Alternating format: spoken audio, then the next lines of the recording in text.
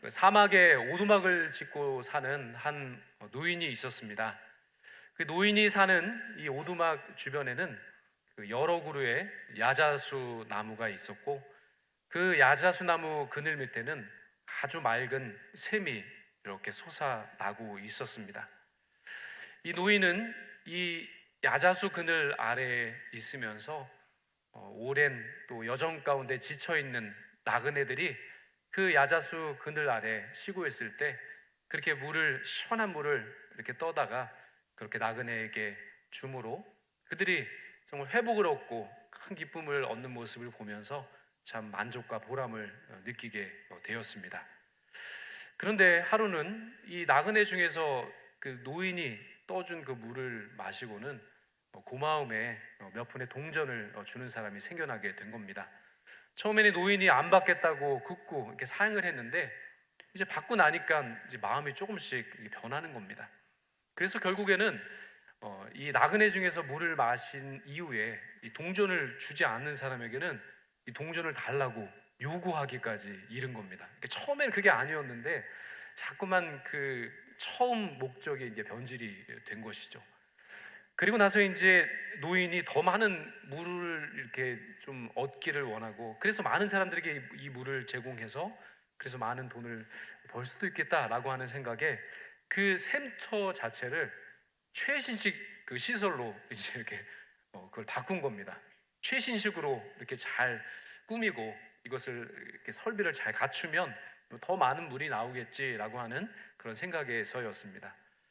근데 어찌된 일인지 그렇게 시설을 최신식으로 바꾸었는데 샘물이 시간이 흐를수록 더 줄어드는 겁니다. 그러니까 이 노인이 생각을 했습니다. 이 야자수가 이 물을 다 빨아들이나 보다. 이 야자수를 다 그냥 베어버려야 되겠다라는 생각을 한 겁니다. 왜 거기까지 생각했는지 모르겠지만 이제 이익에 눈이 멀어서 그 야자수를 그냥 다 베어버린 겁니다. 그런데 그렇게 야자수를 다 베어버리니까 그 야자수 그늘이 다 사라지고요, 결국에는 그렇게 맑게 샘솟던 샘물이 다 말라버리고 말았습니다.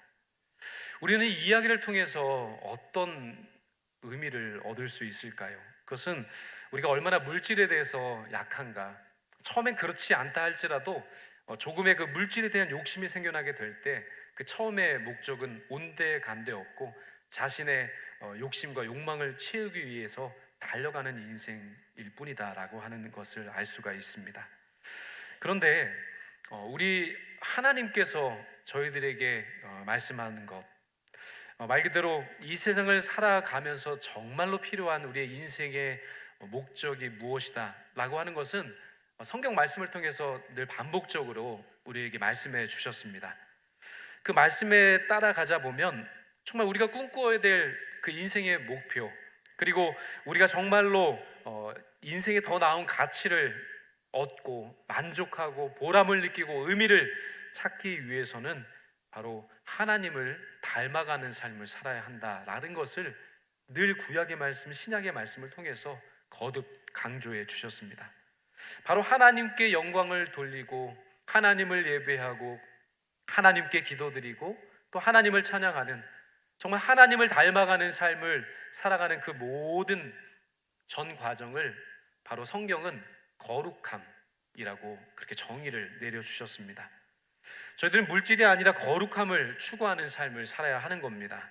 그런데 오늘 성경 본문 말씀 우리 같이 읽어보셨는데요, 이 말씀에 따르면 이 물질을 향해 정말 물질적인 그 욕구만을 추구하다가 그렇게 육신의 일을 도모하다가 거룩하신 하나님을 만나 배웠고, 그렇게 진정 우리가 살아야 될 진짜 가치, 그 거룩함을 향해서 그 발걸음을 완전히 돌린 한 인물을 소개하고 있습니다. 그 인물은 바로 야곱입니다. 야곱은 아마 잘 아시는 성경의 인물일 겁니다. 이 야곱은 태어나면서부터 그의 형 에서와 경쟁을 했었습니다. 본문 말씀 그 앞쪽에 있는 창세기 25장 26절에 이렇게 말씀하고 계신데요, 우리 한 목소리로 한번 읽어보겠습니다. 시작. 후에 나온 아우는 손으로 에서의 발꿈치를 잡았으므로 그 이름을 야곱이라 하였으며 리브가가 그들을 낳을 때에 이삭이 60세였더라. 아멘. 야곱은 이 모태에 있을 때 쌍둥이였습니다. 쌍태라고 하죠. 이 모태에 있을 때도 참 경쟁심이 강한지 거기서도 다툼이 있었고 거기서도 경쟁이 심히 이루어진 겁니다. 그 경쟁을 하다가 이제 결국 세상으로 태어날 때 형 에서가 바로 야곱보다 먼저 태어나니 그걸 못 참는 겁니다. 먼저 나가면 안 된다, 내가 먼저 나가야 된다 라고 하면서 어디를 잡았다고요? 발꿈치를 잡은 겁니다. 내가 먼저 나가야 된다 이겁니다. 와, 모태에 있을 때부터 그 경쟁심이 얼마나 강했는지 에서가 먼저 나가니까 그 발 뒤꿈치를 부여잡고 내가 먼저 나가야 한다 하면서 태어난 겁니다. 그래서 그의 이름이 야곱이 된 겁니다. 그 야곱의 뜻이 바로 발 뒤꿈치를 잡았다라고 하는 뜻이 있기 때문입니다. 그리고 이 경쟁심이 성장했다고 사라질까요? 잘 모르시겠다고요? 성장한다고 사라지고 사람 되고 인격이 바뀌었다면 얼마나 좋겠습니까? 그러나 전혀 바뀐 모습이 없습니다. 똑같은 모습 보입니다. 오늘 본문 그 앞쪽에 보시면 창세기 25장 31절에서 33절에 이렇게 말씀합니다. 같이 한번 읽어보겠습니다. 시작. 야곱이 이르되 형의 장자의 명분을 오늘 내게 팔라. 에서가 이르되 내가 죽게 되었으니 이 장자의 명분이 내게 무엇이 유익하리요? 야곱이 이르되 오늘 내게 맹세하라. 에서가 맹세하고 장자의 명분을 야곱에게 판지라. 아멘. 이 에서가 살다 보니까 이 장자의 명분 정말 귀한 것이고 또 에서에게만 주어진 이 장자의 명분을 이 야곱이 보니까 너무 갖고 싶은 거예요. 이 야곱은 경쟁에 얼마나 마음이 가 있는지 이것도 빼앗고 싶은 겁니다. 형만 가지고 있는 이 장자의 명분 나도 갖고 싶은 겁니다. 그래서 이 형의 상황과 형편과 그 기질을 다 아는 이 야곱이 꾀를 낸 겁니다. 물론 이 장자의 명분을 아주 가볍게 여긴 에서도 문제가 있지만 야곱은 정말 그것을 얻기 위해서 인간적인 방법을 총동원 하는 겁니다. 겉모술수를 다 사용해서 내가 갖고 싶은 그러나 가질 수 없는 하나님께서 장자에게만 준 그 장자의 명분을 형에게서부터 빼앗아 온 겁니다. 얼마나 경쟁심이 강하면 가질 수 없는 이 장자의 명분을 빼앗아 온 겁니다. 그는 이 인간적인 방법 총동원하고 그리고 사람이 할 수 있는 최선의 방법을 정말 총동원해서 바로 가질 수 없는 이 장자의 명분을 형으로부터 빼앗아 온 겁니다. 또한 이것에서 그친 것이 아닙니다. 형을 그렇게 잘 상황과 여건을 몰아가면서 그 장자의 명분을 획득한 것뿐만 아니라 이제는 정말 그 장자의 권위를 바로 그 특권을 안수를 통해서 그의 장자에게 그렇게 내려주는 그 기도권을 가지고 있는 아버지 바로 이삭까지 속이는 겁니다. 창세기 27장 15절에서 17절 말씀 같이 읽어보겠습니다. 시작. 리브가가 집안 자객이 있는 그의 맏아들 에서의 좋은 의복을 가져다가 그의 작은 아들 야곱에게 입히고 또 염소 새끼의 가죽을 그의 손과 목에 매끈매끈한 곳에 입히고 자기가 만든 별미와 떡을 자기 아들 야곱의 손에 주니. 이 야곱이여 그 장자의 명분을 완벽하게 아버지로부터 안수기도를 통해서 획득하기 위해서 이제 이삭을 속이기 위한 작전을 짠 겁니다. 이 작전에 어머니까지 동원됐어요. 이거 정말 될 수밖에 없는 상황입니다. 형과 그리고 아버지를 속일 수 있는 완벽한 계획, 인간적인 모든 방법들이 잘 준비된 겁니다. 에서의 옷을 입고 그리고 그의 매끈한 손에 바로 이 염소 새끼의 가죽, 그리고 그 목덜미에 염소 새끼의 가죽을 그렇게 붙이고는 아버지, 그 축복권이 있는 아버지 이삭에게 이제 나온 겁니다. 오늘 본문에 보시면 27장 창세기 27장 21절로 23절에 이렇게 말씀합니다. 이삭이 야곱에게 이르되 내 아들아 가까이 오라. 네가 과연 내 아들 에서인지 아닌지 내가 너를 만져보려 하노라.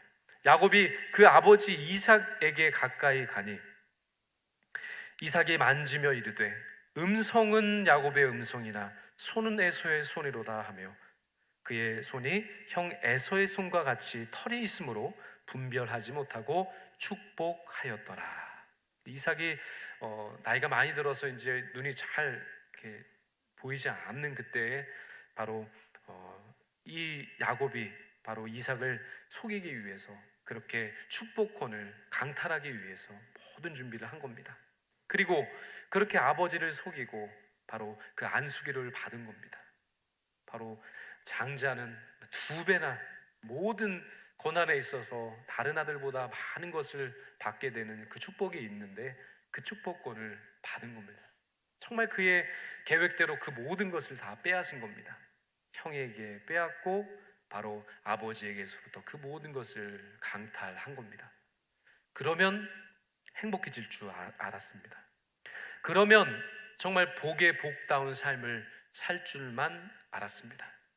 그런데 이것이 생각 같지가 않은 겁니다.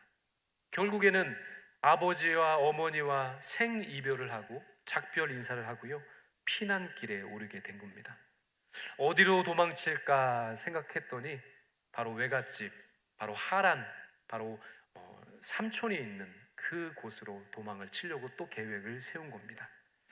오늘 본문은 바로 이 부엘세바라고 하는 고향에서 그렇게 삼촌에 있는 하란까지 이르는 그 길목에서 그곳에 다다르기 전에 그 가운데 지점에 있는 베델, 이 베델이라고 하는 곳에서 야곱이 하나님을 만남으로 그의 인생이 변화되는 이야기를 나누려고 하는 겁니다. 헷갈리면 안 됩니다. 고향 부엘사바에서 하란 삼촌에 있는 그 고향집을 떠나서 가는 그 목적지 사이에 바로 베델이라고 하는 그 지점에서 하나님을 만나게 된 겁니다. 그것을 통과하고 베델을 통과하고 그리고 나서 하란에 이르고 그리고 하란에서의 오랜 기간 이후에 다시 고향으로 돌아올 때 다시금 베델로 이르는 그 전체적인 그 공간적인 배경을 가지고 함께 이야기를 나누려고 합니다. 특별히 이제 하란으로 그 삼촌의 집을 향해서 떠나는 길목 가운데에 있는 이 베델이라고 하는 곳에 당도했을 때 너무나 피곤한 겁니다. 해는 이미 졌고 너무나 피곤해서 주변에 베고 잘 곳 없나라고 살펴봤더니 그냥 돌 하나 있는 겁니다.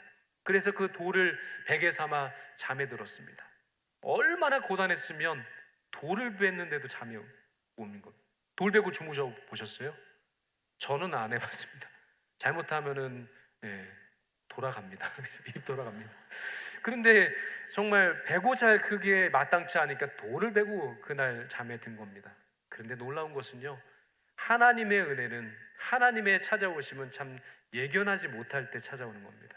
우연치 않게 사람의 생각과 계획과는 참 다르게 하나님은 우리의 인생 가운데 찾아오시는 겁니다. 그날 밤 꿈에 하나님이 찾아오신 겁니다. 창세기 28장 13절에서 15절 말씀을 같이 한번 읽어보겠습니다. 시작. 또 본즉 여호와께서 그 위에 서서 이르시되 나는 여호와이니 너의 조부 아브라함의 하나님이요 이삭의 하나님이라. 내가 누워있는 땅을 내가 너와 네 자손에게 주리니 네 자손이 땅의 티끌같이 되어 내가 서쪽과 동쪽과 북쪽과 남쪽으로 퍼져나갈지며 땅의 모든 족속이 너와 네 자손으로 말미암아 복을 받으리라. 내가 너와 함께 있어 내가 어디로 가든지 너를 지키며 너를 이끌어 이 땅으로 돌아오게 할지라. 내가 내게 허락한 것을 다 이루기까지 너를 떠나지 아니하리라 하신지라. 아멘. 다 이루기까지 내가 너를 떠나지 않는다. 아브라함의 하나님이었고 이삭의 하나님이었던 내가 바로 야곱 너의 하나님이 되어 주겠노라 약속을 주신 겁니다. 하나님 찾아오셔서 정말 갈피를 못 잡고 어찌 그의 인생이 펼쳐질지 모르는 이 막막한 인생 가운데 하나님 직접 찾아와 주셔서 내가 너의 하나님이 될 것이다. 내가 약속한 이 모든 것을 내가 너와 함께하여 다 이루리라 말씀하고 계신 겁니다. 정말 이렇게 다 이루어졌을까요? 이후에 그런 성경의 말씀을 보면 우리가 알 수 있겠죠. 정말 놀라운 것은 이 베델에서 하나님을 만난 이 야곱은요, 조금씩 이제 육신의 일을 도모하던 사람에서 하나님의 꿈, 하나님의 비전, 하나님의 그 목적을 따라 사는 성경의 사람, 바로 하나님의 말씀을 따라 사는 그런 말씀의 사람으로서 조금씩 변화되게 됩니다. 물론 완전히 다 바뀌지는 않았습니다. 사람이 어떻게 완벽하게 다 바꿀 수 있겠습니까? 그러나 천천히 바꿔주십니다.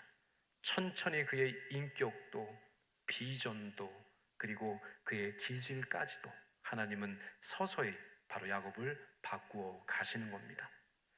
베델에서 하나님을 만나는 경험을 한 이 야곱, 바로 기나긴 여정 끝에 드디어 어머니가 말씀해 주셨던, 그리고 그가 도피처로 삼아서 평생 평안하게 살 그 땅, 바로 하란에 도착합니다.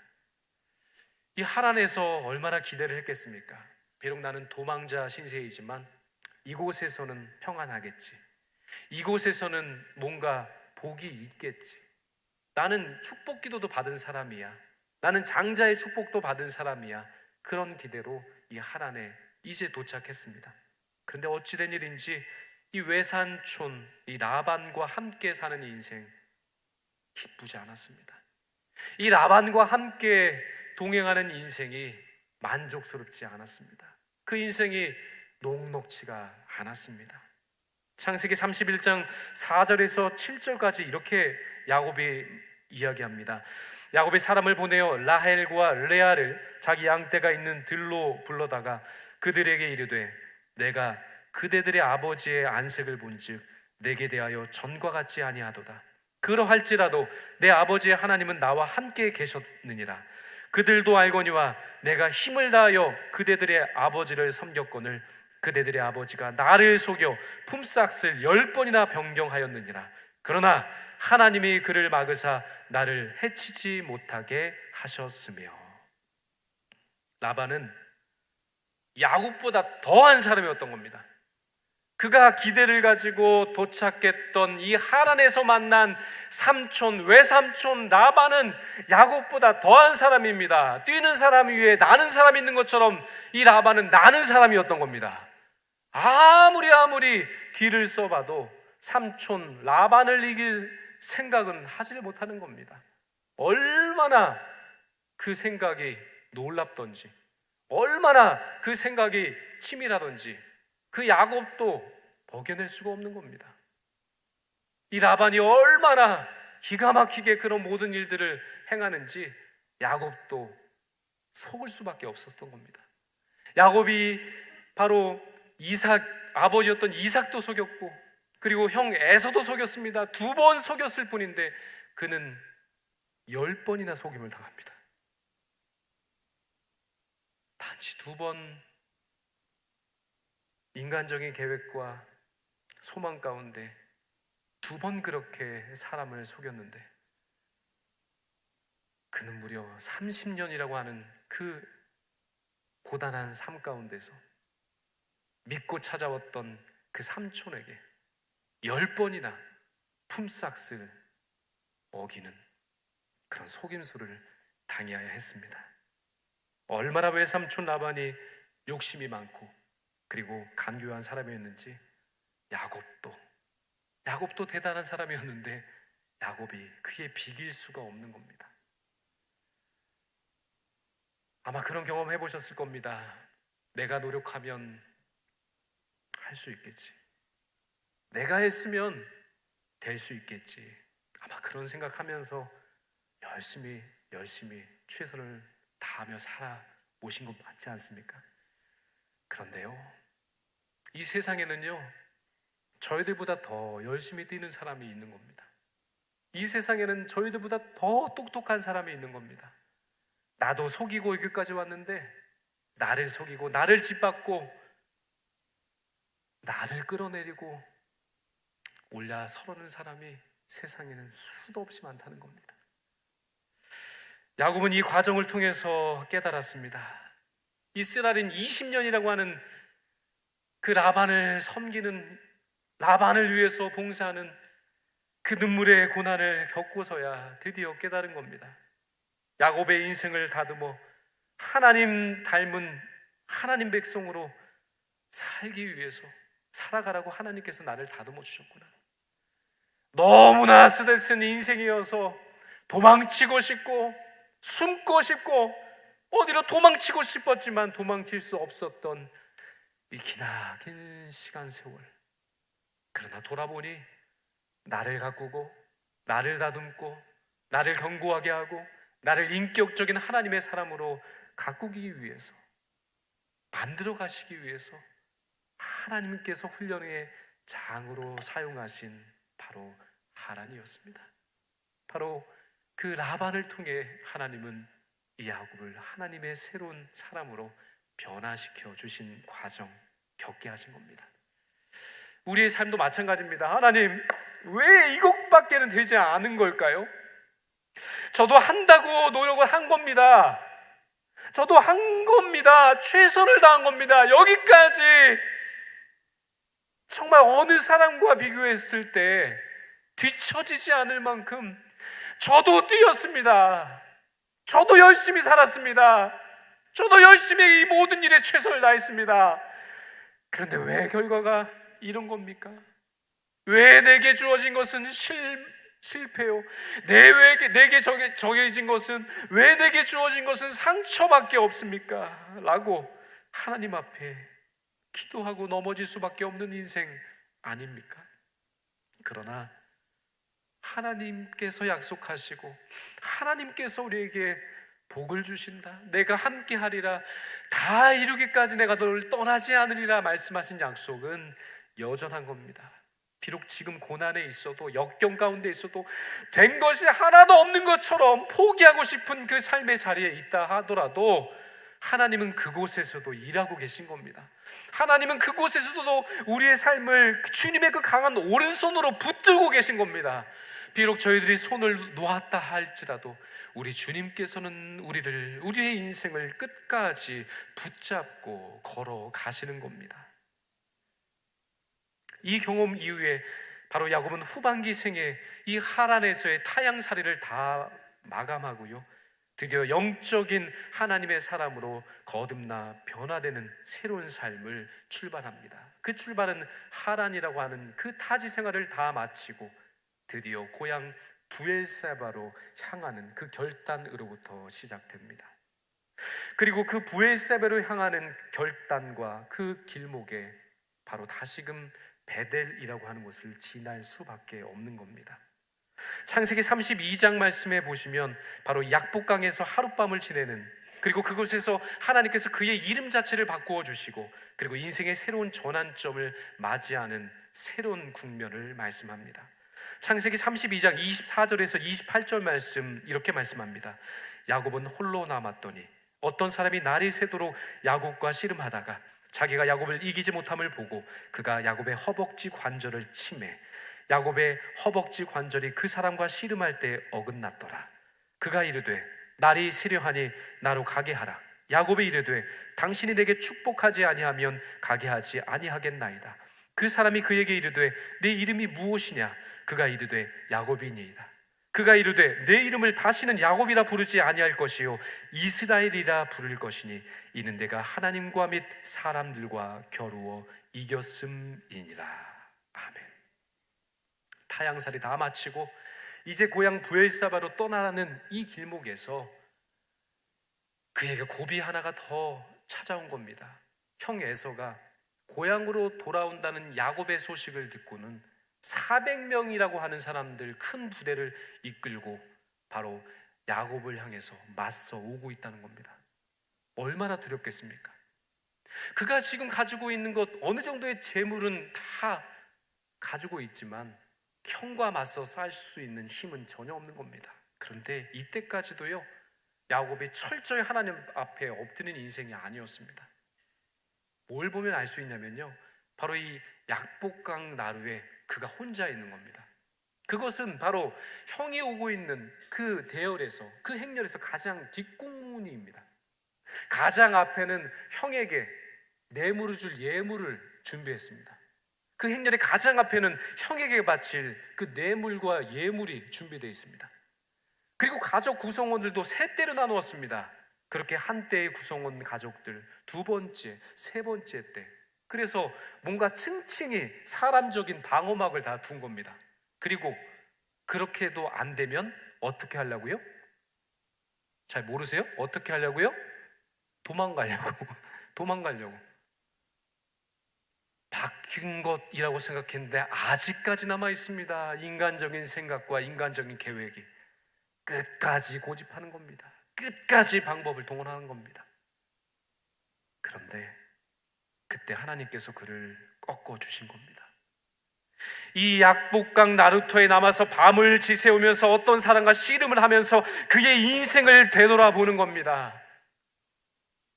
그는 인간적인 생각을 아직 다 내려놓지 못한 육적인 사람이었습니다. 그러나 그는 기도하는 사람인 것은 분명합니다. 지금 이 약복강 나루토에서 그 어떤 사람과 함께 끝까지 항거하면서 환도뼈가 다 부러지기까지 그렇게 그의 기도 제목을 부여잡고 간절한 기도를 드리고 있는 겁니다. 하나님, 하나님, 저에게 복을 약속해 주시지 않으셨습니까? 저에게 갑절의 복을 장자의 명분을 통해서 내게 축복을 주신다고, 내게 다 이루어지기까지 함께 해주신다고 그렇게 약속해 주시지 않으셨습니까? 그 약속의 하나님께서 내 인생을 붙잡아 주시지 않으면 저에게는 더 이상의 소망이 없습니다. 저는 지금 죽게 생겼습니다. 앞으로 나갈 수도 없고 뒤로도 나갈 수 없습니다. 철저히 하나님 앞에 회개하며 내려놓습니다. 나의 인생을 이제 주님의 손에 맡겨드리니 내 인생을 좀 책임져 주시옵소서. 지금까지는 내 힘으로 살았습니다. 지금까지는 내 계획으로 살았습니다. 지금까지는 내 계획과 내 능력으로 살아왔습니다. 그러나 지금 보십시오. 되는 것이 하나도 없습니다. 실패하고 또 실패한 것뿐입니다. 주님, 이제 주님밖에는 진정한 소망이 없습니다. 이제 주님밖에는 나의 인생을 이끌어줄 진정한 가치와 목적이 없습니다. 하나님, 나를 도와주시옵소서. 하나님, 나를 살려주시옵소서. 바로 이렇게 눈물 맺힌 기도를, 통곡의 기도를, 간구의 기도를 약복강, 그 홀로 남겨진 그 강가에서 하나님을 향해 그렇게 울부짖고 있습니다. 하나님 그 기도를 받으십니다. 그 하나님 기도를 받으십니다. 내가 다 알고 있다. 내가 다 아노라. 너의 형편을 아노라. 너의 상황을 아노라. 너의 그 마음을 내가 알고 있노라 말씀하십니다. 그리고는 그의 인생을 바꾸신 겁니다. 그의 이름을 바꿔주시는 걸 통해 알 수 있습니다. 야곱의 뜻이 무엇입니까? 발 뒤꿈치를 잡았다입니다. 그의 삶, 그의 힘으로 사는 인생이었습니다. 그의 계획으로 사는 인생이었습니다. 그의 능력으로 사는 인생이었습니다. 그러나 그의 인생, 자기중심적이었던 그 인생을 바꾸셔서 이제는 하나님 중심으로 사는 인생으로 바꿔주신 겁니다. 그 이스라엘의 뜻이 무엇입니까? 바로 하나님과 겨루어 이겼다. 하나님과 겨루어 이겼다. 하나님 아니면 안 됩니다. 하나님 도와주시지 않으면 나의 인생 가운데 더 이상 희망이 없습니다. 주님 아니시면 나는 소망이 없습니다. 주님, 나의 삶을 붙잡아 주시옵소서. 결국 그 통회에 자복하며 부르짖는 그 야곱의 기도를 들으시고 하나님께서 그 마음을 돌이키신 겁니다. 하나님의 마음을 사로잡은 겁니다. 바로 이스라엘의 뜻에는 그래서 하나님이 다스리신다라고 하는 의미가 있는 겁니다. 이제 그의 인생, 그의 생각에, 그의 계획에, 그의 능력에 사로잡혀 세상에 사로잡힌 이 인생에서 이제는 하나님께서 다스리시는 인생, 하나님께서 책임져 주시는 인생, 하나님께서 붙들어 주셔서 하나님께서 이끌어 주시는 인생, 바로 이스라엘의 인생이 새롭게 시작된 겁니다. 그렇게 약복강에서의 하루를 보내고 드디어 처음으로 하나님을 만났던 베델, 그 베델에 다시 당도합니다. 오늘 본문 1절에서 3절 말씀을 같이 한번 읽어보도록 하겠습니다. 시작.